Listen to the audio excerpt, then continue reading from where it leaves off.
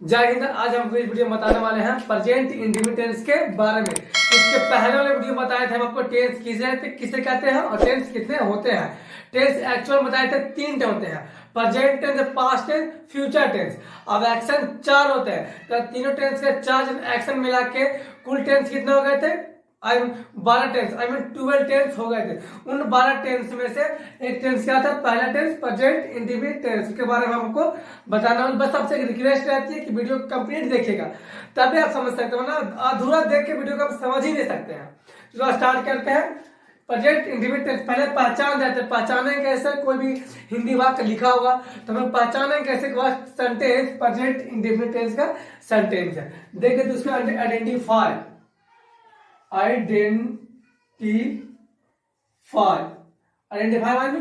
पहचान क्या था? हिंदी वाक्य के अंत में, हिंदी वाक्य के अंत में अगर आपको ता है, ती है, ते है, रह गया। अगर वाक्य के अंत में ता है, ती है, ते रहेगा तो समझिए प्रेजेंट इंडेफिनिट टेंस का वाक्य है। अब जानेंगे अगर वाक्य रहेगा सर तो उस वाक्य को ट्रांसलेट हम लोग कैसे करेंगे? ट्रांसलेट कैसे करें? मेन तो ट्रांसलेशन है। ट्रांसलेशन बनाना जानते हैं? नहीं जानते तो हम चलते हैं पहले प्रेजेंट इंडेफिनिट टेंस के बारे में और अफर्मेटिव सेंटेंस पर जानते हैं। उसका स्ट्रक्चर देखिए। अफर्मेटिव स्ट्रक्चर, पहले हम सब्जेक्ट लिखेंगे, उसके बाद वर्ब का फर्स्ट फॉर्म या वर्ब का 5 फॉर्म, उसके बाद हम लोग लिखेंगे ऑब्जेक्ट या फिर अदर वर्ड लिखेंगे। पहले सब्जेक्ट, उसके बाद वर्ब का फर्स्ट फॉर्म या 5th फॉर्म, उसके बाद ऑब्जेक्ट, उसके बाद अदर वर्ड लिखेंगे। अब सवाल उठता है कि सर किस सब्जेक्ट के साथ हम लोग V1 का यूज करेंगे और किस सब्जेक्ट के साथ V5 का यूज करेंगे? तो पहले वो जान लेते हैं। यूज ऑफ V1 किस सब्जेक्ट के साथ हम लोग करेंगे? तो देखिए आई के साथ करेंगे, यू के साथ करेंगे, यू के साथ करेंगे, दे के साथ करेंगे, अबिथ प्लूरल नंबर के साथ करेंगे, विथ प्लूरल नंबर के साथ करेंगे। हम लोग V1 का use I, we, they, I, we, you, they, with plural number के साथ वर्ब का फर्स्ट फॉर्म यूज करेंगे। अब यूज ऑफ वर्ब का 5th फॉर्म 5 फॉर्म कैसे यूज करेंगे? तो ही, सी, इट, किसी के नेम के साथ, विथ सिंगुलर नंबर के साथ, with singular number, sorry,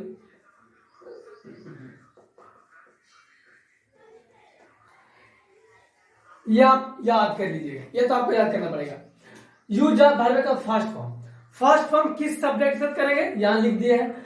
verb का फर्स्ट फॉर्म 5th फॉर्म किस सब्जेक्ट से यूज करेंगे? यहां लिख दिया।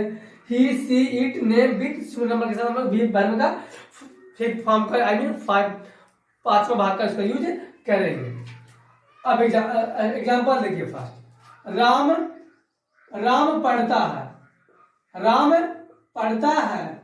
राम पढ़ता।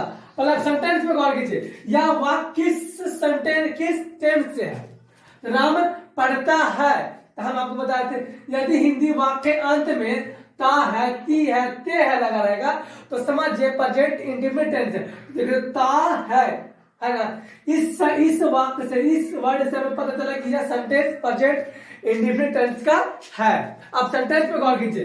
राम पढ़ता है, अफर्मेटिव सेंटेंस है। अफर्मेटिव सेंटेंस, जब अफर्मेटिव सेंटेंस हम लोग अफर्मेटिव स्ट्रक्चर से बनाएंगे। अफर्मेटिव स्ट्रक्चर हमें क्या कहता है? पहले सब्जेक्ट यूज करेंगे। सब्जेक्ट क्या? राम, उसके बाद वर्ब लगाना, वर्ब क्रिया। तो राम के बाद क्रिया क्या रहा? पढ़ाना का। राम पढ़ता, पढ़ने की क्रिया हो जाए। तो पढ़ना का रीड होता, पढ़ना का रीड। पर इसमें आप गौर कीजिए कि सब्जेक्ट मेरे पास क्या? नेम है, नाम किसी का। तो नाम के साथ क्या लगाते हैं? वर्ब का 5 फॉर्म 5th फॉर्म लगाते हैं। तो रीड होता है, वर्ब का फर्स्ट फॉर्म रीड होता है। अब किसी भी वर्ब को अगर वर्ब का 5 फॉर्म बनाना है, 5th फॉर्म बनाना है, तो वर्ब के अंत में आप एस या ईएस जोड़ दीजिए, अंत वाला वर्ड के अनुसार आप वर्ब का 4th फॉर्म बन जाएगा। याद करने का आपको जरूरत ही नहीं पड़ेगी। राम रीड्स, इस चीज में ऐड कर देंगे। दूसरा देखिए, वे लोग गीत गाते हैं, वे लोग गीत गाते हैं, वे लोग गीत गाते हैं, तो वे लोग गीत गाते हैं। सेंटेंस पे गौर कीजिए ना, ते है तो वहां का अंत करा प्रेजेंट इंडेफिनिट टेंस है, प्रेजेंट इंडेफिनिट टेंस है, प्रेजेंट इंडेफिनिट टेंस है। अब कौन सा सेंटेंस है? वे लोग गीत गाते हैं, अफर्मेटिव सेंटेंस है। तो हम लोग अफर्मेटिव स्ट्रक्चर से ट्रांसलेट करेंगे। पहले क्या है? सब्जेक्ट दे, उसके बाद काम, वर्ब यूज करना। गाना, गीत काम है या गाना काम है? तो गीत तो नाम है ना, नाउन है। गाना में क्या काम हो रहा? गाना यहाँ क्या हो रहा है? काम हो रहा। तो गाना को होता है सिंग। अब देख, सब्जेक्ट के साथ हम लोग वर्ब का फर्स्ट फॉर्म यूज करें, तो वर्ब का फर्स्ट फॉर्म ही है। तो दे सिंग अ सॉन्ग, वे लोग गीत गाते हैं। अब देखते हैं नेगेटिव सेंटेंस। इसका स्ट्रक्चर में गौर कीजिए। पहले हम लोग सब्जेक्ट लिखेंगे, उसके बाद डू या डज का प्रयोग करेंगे, उसके बाद नॉट का यूज करेंगे, उसके बाद वर्ब का फर्स्ट फॉर्म, झंझटे खत्म हो गया, वर्ब का फर्स्ट फॉर्म यूज करना है, उसके बाद ऑब्जेक्ट, उसके बाद वर्ब अदर वर्ड हम लोग यूज करेंगे। एग्जांपल पे गौर कीजिए। अब आप सोच रहे होंगे सर यहाँ तो डू और डज है, डू और डज, तो किस सब्जेक्ट के साथ डू का प्रयोग करेंगे और किस सब्जेक्ट के साथ डज का प्रयोग करेंगे? तो देखिए, आप पहले जिस सब्जेक्ट के साथ वर्ब का फर्स्ट फॉर्म यूज कर रहे थे, उस सब्जेक्ट के साथ डू का प्रयोग करेंगे। आप अफर्मेटिव सेंटेंस में जिस सब्जेक्ट के साथ वर्ब का फर्स्ट फॉर्म यूज कर रहे थे, उसी सब्जेक्ट के साथ हम लोग डू का प्रयोग करेंगे। अब अफर्मेटिव सेंटेंस जिस सब्जेक्ट के साथ आप यूज कर रहे थे वर्ब का 5th फॉर्म, आई मीन 5वां फॉर्म यूज कर रहे थे, उसके साथ वो डज का प्रयोग करेंगे, याद करने का झंझट खत्म हो गया आपको। अब देखिए, राम यहां नहीं आता, राम यहां नहीं आता है। सेंटेंस में गौर कीजिए, राम यहां नहीं आता, ता है अफर्मेटिव प्रेजेंट इंडेफिनिट टेंस है, प्रेजेंट इंडेफिनिट टेंस का वाक्य है। राम यहां नहीं आता नेगेटिव सेंटेंस है, नेगेटिव सेंटेंस हम लोग नेगेटिव स्ट्रक्चर से ट्रांसलेट करें। और नेगेटिव स्ट्रक्चर क्या कहता है? पहले सब्जेक्ट लगाएंगे। राम क्या? नेम है, नेम के साथ यूज करेंगे हम लोग डज का यूज करेंगे। राम डज नॉट, उसके बाद वर्ब का फर्स्ट फॉर्म यूज करना, वर्ब का फर्स्ट फॉर्म आपको याद करना है, सिर्फ वर्ब का फर्स्ट फॉर्म याद करना है। राम डज नॉट कम है, राम यहां नहीं आता। दूसरा नंबर देखिए, लड़के गाली नहीं देते हैं, लड़के गाली नहीं देते हैं, लड़के गाली नहीं देते, सेंटेंस में लड़के गाली नहीं देते हैं। ते है प्रेजेंट इंडेफिनिट टेंस है, प्रेजेंट इंडेफिनिट टेंस का वाक्य है। अपन लड़के गाली नहीं देते हैं, नेगेटिव सेंटेंस है, नेगेटिव वाक्य, नकारात्मक वाक्य, तो हम लोग नकारात्मक स्ट्रक्चर से ट्रांसलेट करेंगे। नेगेटिव स्ट्रक्चर क्या कहते हैं? पहले सब्जेक्ट लिखेंगे, उसके बाद डू या डज लिखेंगे, उसके बाद नॉट लिखेंगे, वर्ब का फर्स्ट फॉर्म ऑब्जेक्ट, उसके बाद अदर वर्ड लिखेंगे। लड़के द बॉयज, लड़के प्लुरल नाउन है, लड़के क्या? प्लुरल नाउन है, प्लुरल नंबर का बोध रहा, तो प्लुरल नंबर का बोध होता है डू का प्रयोग करेंगे। डू नॉट, क्योंकि नेगेटिव सेंटेंस, नॉट अब्यूज, लड़के गाली नहीं देते हैं। आई होप आप समझ चुके होंगे। अब एकदम नोट के लिए चलते हैं हम लोग इंट्रोगेटिव सेंटेंस की ओर। देखिए, प्रेजेंट इंडेफिनिट टेंस का इंट्रोगेटिव स्ट्रक्चर हमको नेगेटिव तो बता दिए, अब नोट भी कर लिए। अब चलते हैं इंट्रोगेटिव सेंटेंस की ओर। इंट्रोगेटिव स्ट्रक्चर देखिए, पर गौर कीजिए आप। पहले हम लोग क्या लिखेंगे, डू या डज को पहले कर देंगे, डू या डज को पहले, उसके बाद लिखेंगे सब्जेक्ट, उसके बाद लिखेंगे वर्ब का फर्स्ट फॉर्म, उसके बाद ऑब्जेक्ट, उसके बाद अदर वर्ड, उसके बाद लास्ट में क्वेश्चन मांग देंगे। डू डज तो आपको बता दिए हैं, इसमें कोई दिक्कत नहीं है। पहले चलते हैं एग्जाम्पल की ओर। क्या वे लोग हिंदी पढ़ते हैं? क्या वे लोग हिंदी पढ़ते? हाँ, क्या वे लोग हिंदी पढ़ते हैं? सेंटेंस पे गौर कीजिए। क्या वे लोग हिंदी पढ़ते हैं? ते है प्रेजेंट इंडेफिनिट टेंस है, प्रेजेंट इंडेफिनिट टेंस का वाक्य है। अब सेंटेंस पे गौर कीजिए। क्या वे लोग हिंदी पढ़ते हैं? क्या इंट्रोगेटिव सेंटेंस है, इंट्रोगेटिव सेंटेंस है, तो हम लोग ट्रांसलेट इसका इंट्रोगेटिव स्ट्रक्चर से करेंगे। इंट्रोगेटिव स्ट्रक्चर पहले क्या करता है, पहले हम डू या डज का प्रयोग करेंगे अकॉर्डिंग टू सब्जेक्ट, सब्जेक्ट के अनुसार हम लोग डू या डज का प्रयोग करेंगे।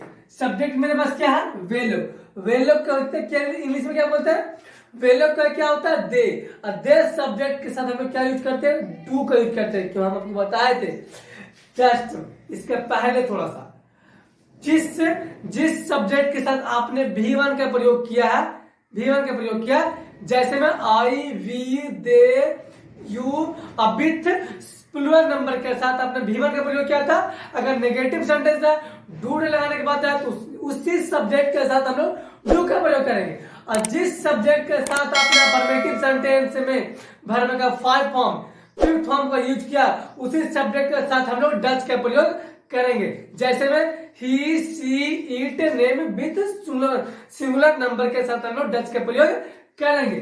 तो अकॉर्डिंग टू सब्जेक्ट के अनुसार डू और डज का प्रयोग करना है। सब्जेक्ट में मेरे पास क्या है, वे लोग का क्या होता है, दे होता है, दे के साथ डू का प्रयोग करेंगे। डू यू, डू दे, उसके बाद काम क्या रहा, पढ़ते हैं, रीड हिंदी। क्या वे लोग हिंदी पढ़ते हैं? दूसरा देखिए, क्या वह उसे बुलाता है? क्या वह उसे बुलाता है? क्या उसे बुलाता है? क्या वह उसे बुलाता है? प्रेजेंट इंडेफिनिट टेंस का वाक्य है, प्रेजेंट इंडेफिनिट टेंस का वाक्य है। क्या वह उसे बुलाता है? क्या वह उसे बुलाता है? इंट्रोगेटिव सेंटेंस है, इंट्रोगेटिव स्ट्रक्चर के अनुसार बनाएंगे। स्ट्रक्चर के पहले डू डज लगाएंगे अकॉर्डिंग टू सब्जेक्ट के अनुसार। सब्जेक्ट मेरे पास क्या, वाह के ही होता है, और ही के साथ हम लोग डज का प्रयोग करते हैं।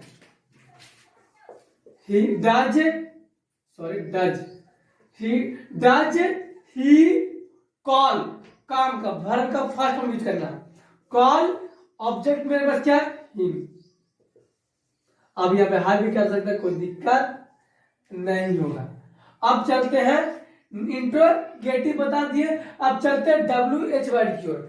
WH वर्ड की ओर आपके मन में सवाल चल रहा होगा, सर अगर नेगेटिव और इंट्रोगेटिव दोनों साथ में रहे तो हम आपको ऐसे बताते हैं। एक एग्जांपल लेकर देखिए, क्या मेरा भाई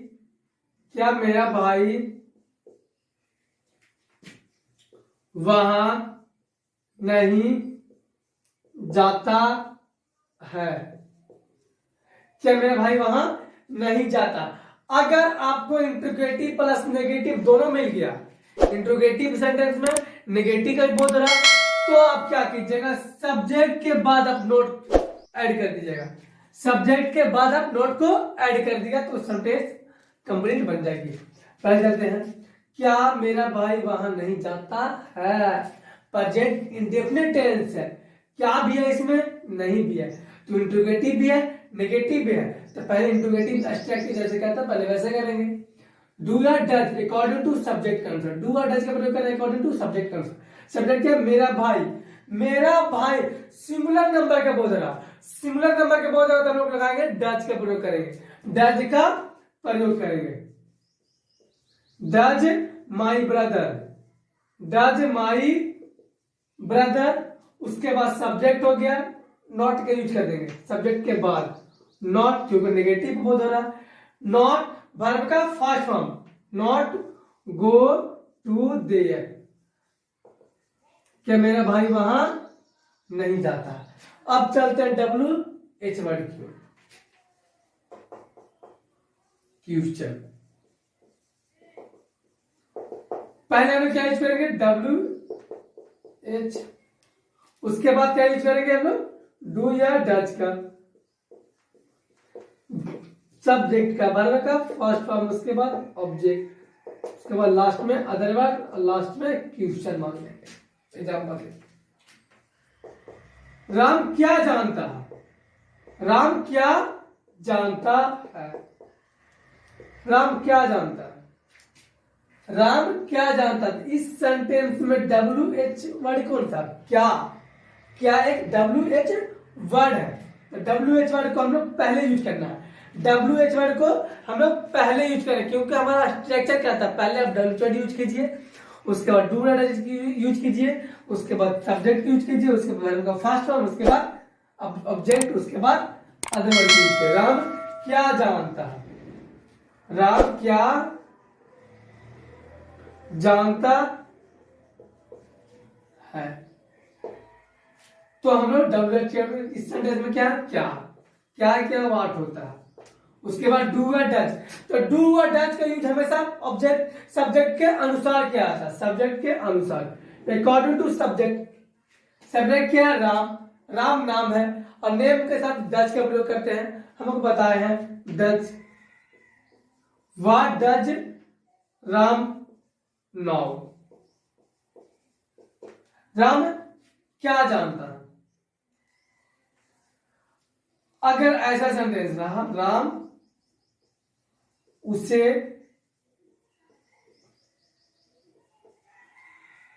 कैसे नहीं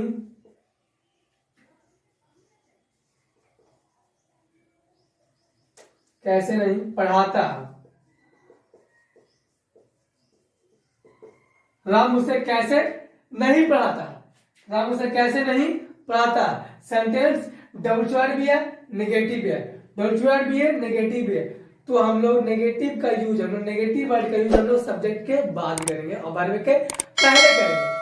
तो इस सेंटेंस में WH वर्ड कौन सा है, सुनिए, कैसे, कैसे का होता है हाउ, उसके बाद do word according to subject, subject क्या है उसे, उसे क्या होता है ही, और ही के साथ डज का यूज करते हैं, उसके बाद सब्जेक्ट यूज करेंगे, सब्जेक्ट क्या है उसे, राम, सॉरी राम, सब्जेक्ट राम है, उसके बाद नॉट यूज करेंगे, नॉट